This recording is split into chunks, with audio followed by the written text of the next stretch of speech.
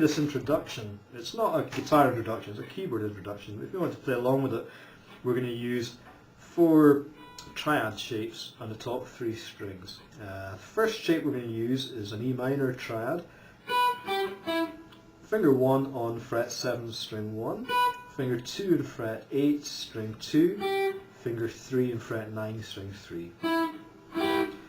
Second chord shape is going to be a B major triad.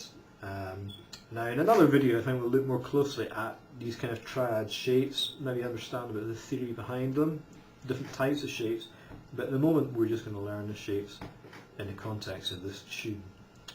Finger 1 is going to be holding down fret 7 and holding down strings 1 and 2. Finger 2 is going to be playing fret 8, string 3. That's our second shape. Third shape, we're going to shift everything up just a fret. So now finger 2 is on fret 9, finger 1 is on fret 8 on both strings 1 and 2. That's our third shape.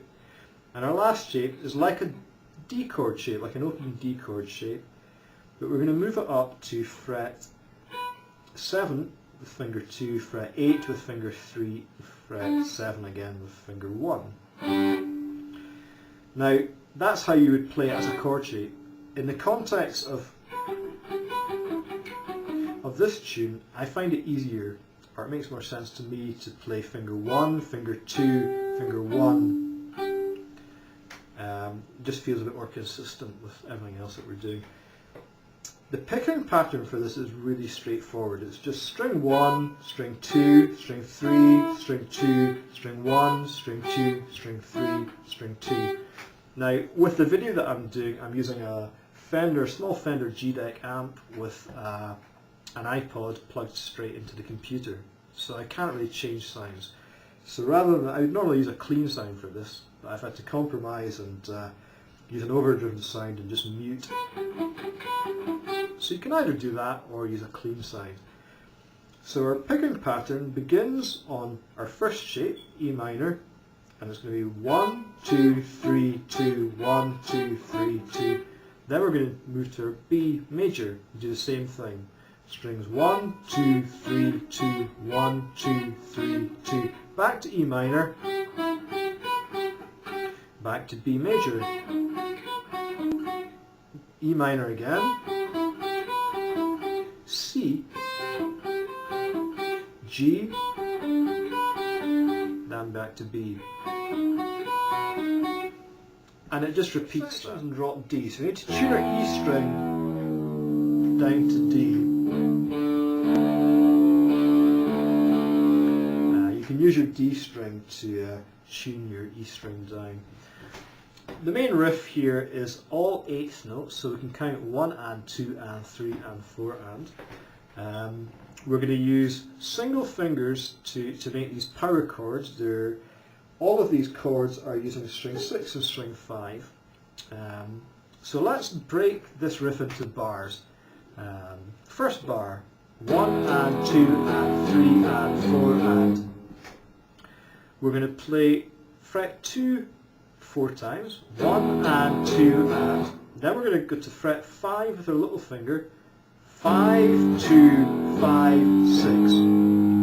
Now we're going to do exactly the same thing, but starting on fret 7 with finger 1. So it's going to be fret 7 4 times, 1, 2, 3, 4, 10, 7, 10, 11. So let's put these 2 bars together.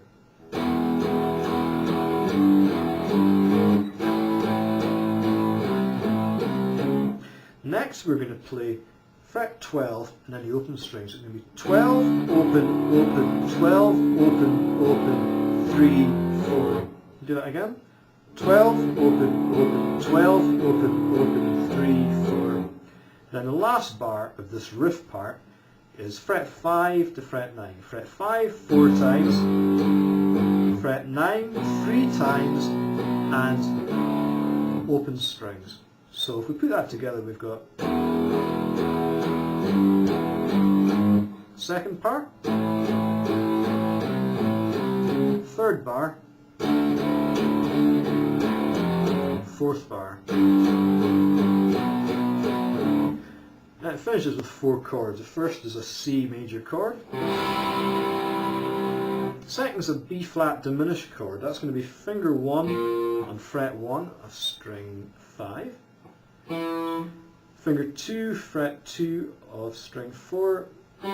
Open string 3, finger 3 on fret 2 string 2, and open top string. Next we're going to play an E minor chord, but we're not going to use the D string. We're only using the top 5 strings for all of these chords. So technically this is an E minor over B, because our root note is B. So we're going to play finger 2, fret 2 of string 5, finger 3, fret 2 of string 4, and last chord is an A-shaped B major bar chord. Finger 1 on fret 2 of string 5, then finger 3 is going to bar strings 4, 3 and 2 on the 4th fret. Now the first time round he strums this pretty much in the same way as the riff. As 8ths.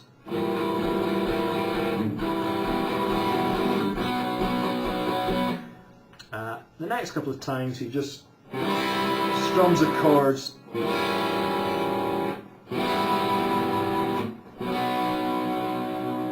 and that's the riff.